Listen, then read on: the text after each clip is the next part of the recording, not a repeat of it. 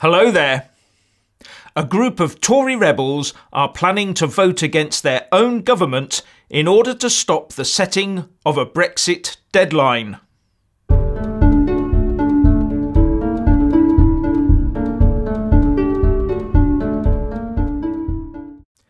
"20 Conservative MPs have threatened to vote with Labour against an amendment to the Great Repeal Bill that would cement the Brexit time and date into UK law.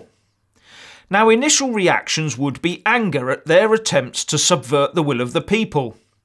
But although it's nice to have the certainty of the time and date set in a statute, it might not really be that important. Under the terms of Article 50, if the UK and EU have not reached an agreement by 2 years after the EU Council of Ministers was notified of our intent to leave, the treaties no longer apply to us. We are out anyway by the 30th of March 2019. The only way that can be changed is if the UK applies to the EU for an extension in negotiations. The EU will then consider that between the remaining 27 member states, and only if they all agree on a unanimous basis can that deadline be extended. Even without the time and date being set in the Great Repeal Bill, the Remainers would need to engineer a vote to approach the EU with an application to increase the 2-year negotiating period. Then they would need to sit back and hope that the EU responded with a unanimous approval before the 2 years is up on the 30th of March 2019, which is now only 500 days away. Oh, and that may require a change of PM at the very least, or indeed a change of government. Do you really think they have enough time left for all that? And without that unanimous agreement, the UK Parliament would find itself arguing with itself over nothing. You should also be aware that the EU has now scheduled a meeting for the 30th of March 2019 to decide on how the bloc moves forward without us. They need us out of the frame by that date too. So let's give them a fair wind, shall we, by bowing gracefully out the day before as planned.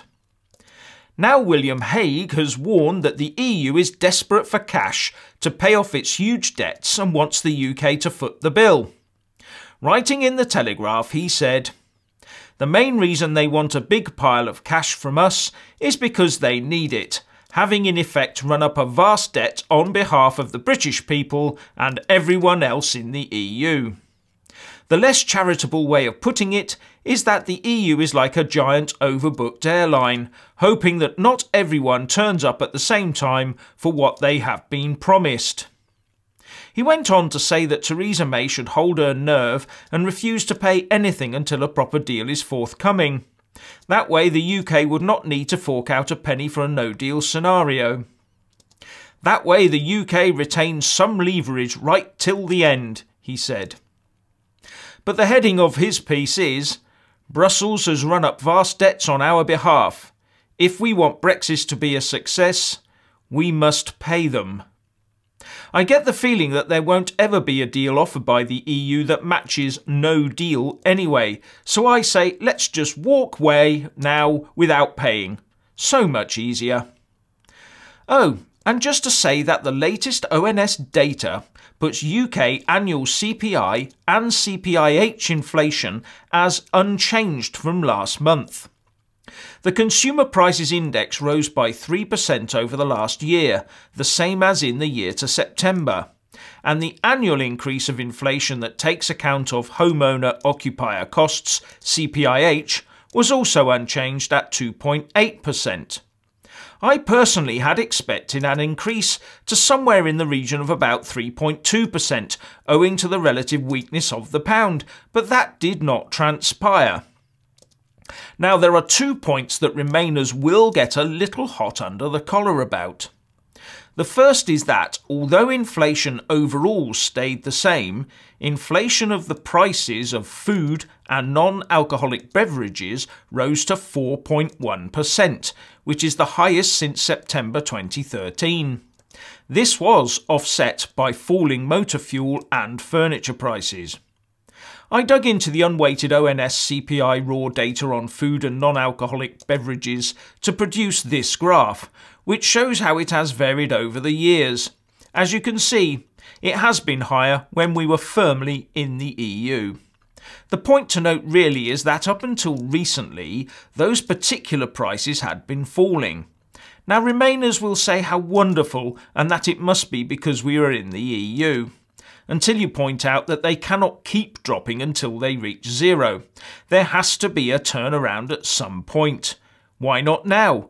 And we're not talking about zillions of percent here either. The other point they will highlight is that the pound dropped today, so proving that our economy is tanking. Currencies fall and rise on speculation and sentiment. The biggest thing to remember here is that when inflation goes up, like it did today, central banks, in our case the Bank of England, traditionally raise interest rates to negate the downward pressure on the currency. But the Bank of England has already strongly indicated it won't be doing this for a while, which then itself places further negative pressure on the currency. So no surprise sterling is falling. There is also another general factor here. Venezuela is in deep financial doo-doo and may not be able to pay its debts. There's no telling how the markets are reacting to this and how that affects sterling either. After all, the world economy is not all about Brexit. So, a busy Tuesday. What are your thoughts on Tory rebels, William Hague and inflation? Please leave a comment below. Thank you.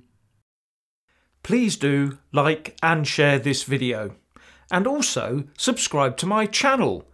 And when subscribing, please do remember to press on the little bell next to the subscribe button.